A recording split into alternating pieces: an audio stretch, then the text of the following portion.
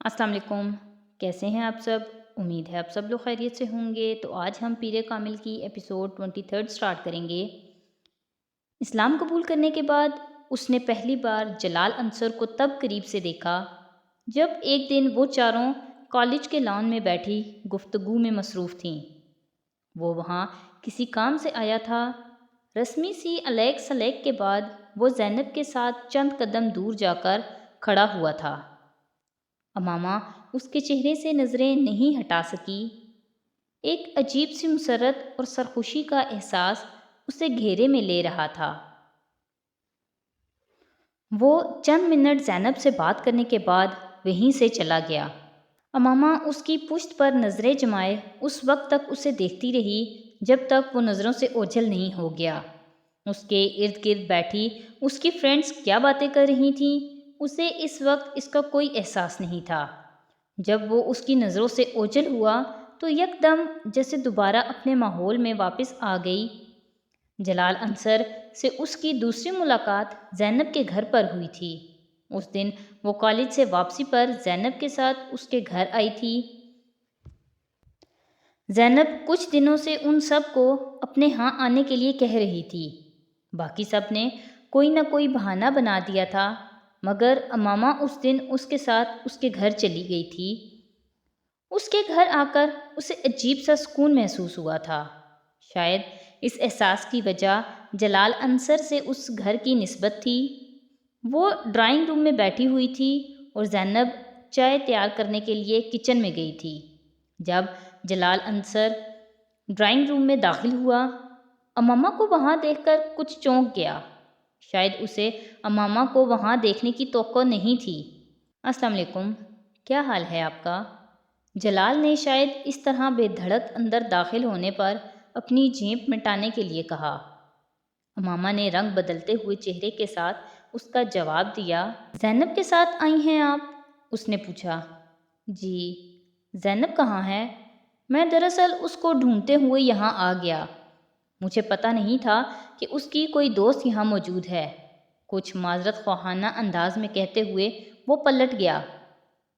آپ بہت اچھی نعت پڑھتے ہیں، امامہ نے بے سختہ کہا۔ وہ ٹھٹک گیا۔ شکریہ۔ وہ کچھ حیران نظر آیا۔ آپ نے کہاں سنی ہے؟ ایک دن میں نے زینب کو فون کیا تھا۔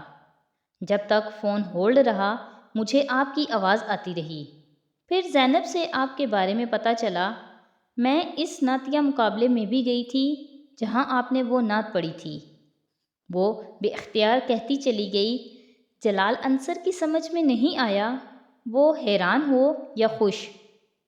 بہت اچھی تو نہیں، بس پڑھ لیتا ہوں، اللہ کا کرم ہے۔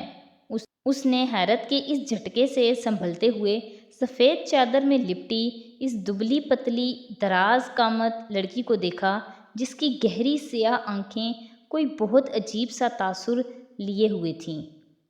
اپنی آواز کی تعریف وہ بہت سوں سے سن چکا تھا، مگر اس وقت اس لڑکی کی تعریف اس کے لیے قدرے غیر معمولی تھی، اور جس انداز میں اس نے یہ کہا تھا وہ اس سے بھی زیادہ عجیب۔ وہ پلٹ کر ڈرائنگ روم سے باہر نکل گیا۔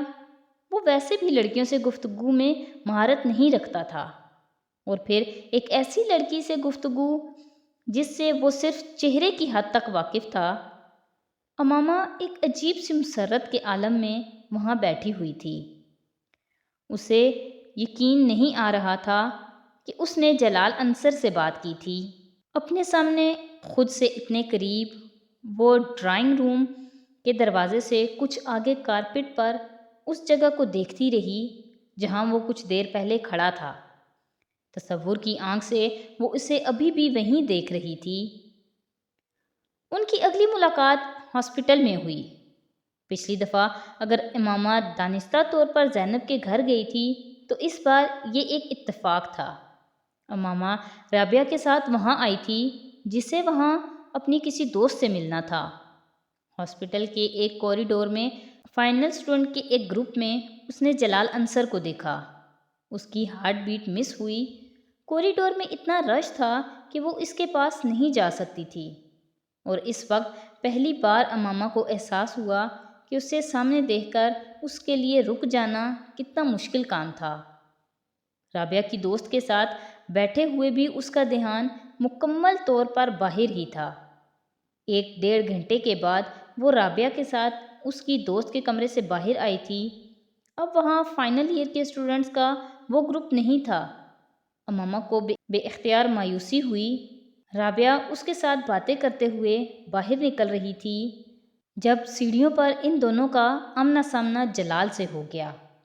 امامہ کے جسم سے جیسے ایک کرنٹ سا گزر گیا تھا۔ السلام علیکم جلال بھائی، کیسے ہیں آپ؟ رابعہ نے پہل کی تھی۔ اللہ کا شکر ہے، اس نے سلام کا جواب دیتے ہوئے کہا۔ آپ لوگ یہاں کیسے آ گئے؟ اس بار جلال انصر نے امامہ کو دیکھتے ہوئے پوچھا۔ میں اپنی ایک فرینڈ سے ملنے آئی تھی اور امامہ میرے ساتھ آئی تھی، رابعہ مسکراتے ہوئے بتا رہی تھی، جبکہ امامہ خاموشی سے اس کے چہرے پر نظریں جمائے ہوئے تھی۔ دستگیری میری تنہائی کی تو نے ہی تو کی، میں تو مر جاتا اگر ساتھ نہ ہوتا تیرا۔ اس کی آواز سنتے ہوئے وہ ایک بار پھر ٹرانس میں آ رہی تھی۔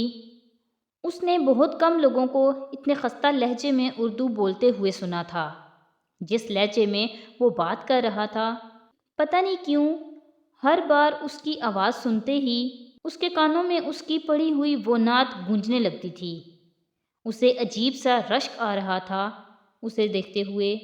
جلال نے رابعہ سے بات کرتے ہوئے شاید اس کی محویت کو محسوس کیا تھا، اسی لیے بات کرتے کرتے اس نے امامہ کی طرف دیکھا اور مسکرایا۔ امامہ نے اس کے چہرے سے نظریں ہٹا لیں۔ بے اختیار اس کا دل چاہتا تھا وہ اس شخص کے اور قریب چلی جائے۔ جلال سے نظریں ہٹا کر ارد گرد گزرتے لوگوں کو دیکھتے ہوئے اس نے 3 بار لاحول پڑھی۔ شاید اس وقت شیطان میرے دل میں آ کر مجھے اس کی طرف راغب کر رہا ہے، اس نے سوچا، مگر لاحول پڑھنے کے بعد بھی اس کے اندر کوئی تبدیلی نہیں آئی۔ وہ اب بھی جلال کے لیے ویسی ہی کشش محسوس کر رہی تھی۔ ازجد سے اتنے سالوں کی منگنی کے بعد بھی کبھی بھی اپنے آپ کو اس کے لیے اس طرح بے اختیار ہوتے نہیں دیکھا تھا جس طرح وہ اس وقت ہو رہی تھی۔ وہاں کھڑے اسے پہلی بار جلال سے بہت زیادہ خوف آیا۔ میں کیا کروں گی اگر میرا دل اس آدمی کو دیکھ کر اسی طرح بے اختیار ہوتا رہا؟ آخر اسے دیکھ کر مجھے، اس نے جیسے بے بسی کے عالم میں سوچا، میں اتنی کمزور تو کبھی بھی نہیں تھی کہ اس جیسے آدمی کو دیکھ کر اس طرح اس نے اپنے وجود کو موم کا پایا۔ بھائی آپ فارغ ہیں؟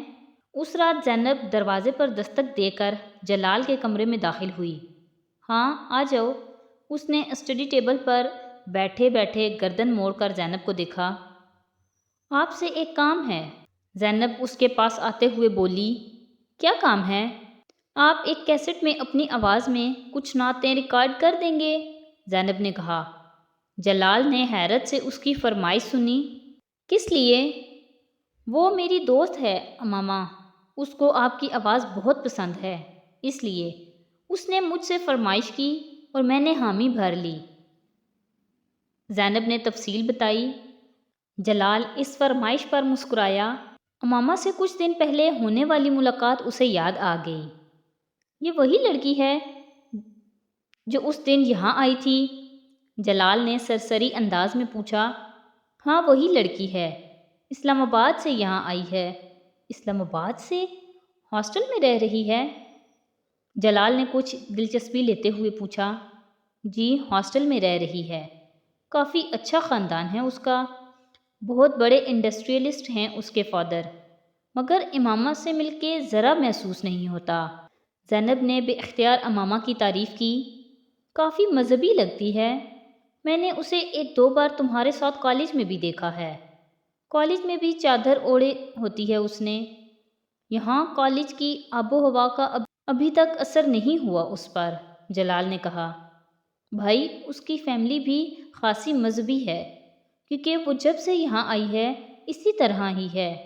میرا خیال ہے کہ کافی کنزرویٹو لوگ ہیں، لیکن یہ ضرور ہے کہ اس کی فیملی خاصی تعلیم یافتہ ہے، نہ صرف بھائی بلکہ بہنیں بھی۔ یہ گھر میں سب سے چھوٹی ہے، زینب نے تفصیل بتاتے ہوئے کہا۔ تو پھر آپ کب ریکارڈ کر کے دیں گے؟ زینب نے پوچھا۔ تم کل لے لینا، میں ریکارڈ کر دوں گا، جلال نے کہا۔ وہ سر ہلاتے ہوئے کمرے سے نکل گئی۔ جلال کچھ دیر کسی سوچ میں ڈوبا رہا، پھر دوبارہ اس کتاب کی طرف متوجہ ہو گیا جسے وہ پڑھ رہا تھا۔ ان کی اگلی ملاقات لائبریری میں ہوئی تھی۔ اس بار امامہ اسے وہاں موجود دیکھ کر بے اختیار اس کی طرف چلی گئی تھی۔ رسمی علیک سلیک کے بعد امامہ نے کہا، میں آپ کا شکریہ ادا کرنا چاہتی تھی۔ جلال نے حیرانی سے اسے دیکھا۔ کس لیے؟ اس کیسٹ کے لیے جو آپ نے ریکارڈ کر کے بھجوائی تھی۔ جلال مسکرایا۔ نہیں، اس کی ضرورت نہیں۔ مجھے اندازہ نہیں تھا کہ کبھی کوئی مجھ سے ایسی فرمائش کر سکتا ہے۔ آپ بہت خوش قسمت ہیں، امامہ مدھم آواز میں اسے دیکھتے ہوئے کہا۔ میں؟ کس حوالے سے؟ جلال نے ایک بار پھر حیران ہوتے ہوئے پوچھا۔ ہر حوالے سے، آپ کے پاس سب کچھ ہے۔ آپ کے پاس بھی تو بہت کچھ ہے۔ وہ جلال کی بات پر عجیب سے انداز میں مسکرائی۔ جلال کو شبہ ہوا کہ اس کی آنکھوں میں کچھ نمی نمودار ہوئی تھی، مگر وہ یقین سے نہیں کہہ سکتا تھا۔ وہ اب نظریں جھکائے ہوئے تھی۔ پہلے کچھ بھی نہیں تھا، اب واقعی سب کچھ ہے، جلال نے مدھم آواز میں اسے کہتے سنا۔ وہ نہ سمجھنے والے انداز میں اسے دیکھنے لگا۔ آپ اتنی محبت سے رسول صلی اللہ علیہ وسلم کا نام لیتے ہیں تو میں سوچتی ہوں کہ… اس نے اپنی بات ادھوری چھوڑ دی۔ جلال خاموشی سے اس کی بات مکمل ہونے کا انتظار کر رہا تھا۔ مجھے آپ پر رشک آتا ہے۔ چند لمحے بعد وہ آہستہ سے بولی۔ سب لوگوں کو تو اس طرح کی محبت نہیں ہوتی جیسی محبت آپ کو حضرت محمد صلی اللہ علیہ وسلم سے ہے۔ ہو بھی جائے تو ہر کوئی اس طرح اس محبت کا اظہار نہیں کر سکتا کہ دوسرے بھی رسول پاک صلی اللہ علیہ وسلم کی محبت میں گرفتار ہونے لگیں۔ محمد صلی اللہ علیہ وسلم کو بھی آپ سے بڑی محبت ہوگی۔ اس نے نظریں اٹھائیں۔ اس کی آنکھوں میں کوئی نمی نہیں تھی۔ شاید مجھے وہم ہوا تھا، جلال نے اسے دیکھتے ہوئے سوچا۔ یہ میں نہیں جانتا۔ اگر ایسا ہو تو میں واقعی بہت خوش قسمت انسان ہوں۔ میں تو صرف یہ جانتا ہوں کہ مجھے واقعی حضور اکرم صلی اللہ علیہ وسلم سے بڑی محبت ہے۔ مجھ جیسے لوگوں کے لیے اتنا ہی کافی ہے۔ ہر ایک کو اللہ اس محبت سے نہیں نوازتا۔ وہ بڑی رسانیت سے کہہ رہا تھا۔ امامہ اس کے چہرے سے نظریں نہیں ہٹا سکی۔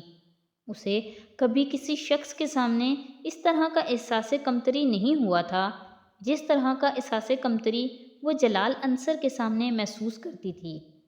شاید میں بھی نعت پڑھ لوں، شاید میں بھی بہت اچھی طرح اسے پڑھ لوں، مگر میں جلال انصر کبھی نہیں ہو سکتی، کبھی بن ہی نہیں سکتی۔ کبھی میری آواز سن کر کسی کا وہ حال نہیں ہو سکتا جو جلال انصر کی آواز سن کر ہوتا ہے۔ وہ لائبریری سے نکلتے ہوئے مسلسل مایوسی کے عالم میں سوچ رہی تھی۔ تو آج کی ایپیسوڈ یہیں پہ ختم کرتے ہیں۔ نیکسٹ ایپیسوڈ کے ساتھ کل پھر حاضر ہوں گے۔ تو اگر آپ کو میری ویڈیوز اچھی لگ رہی ہیں تو پلیز میری ویڈیوز کو لائک کریں، میرے چینل کو سبسکرائب کریں اور اپنے فیملی اور فرینڈ کے ساتھ شیئر کریں۔ بہت شکریہ۔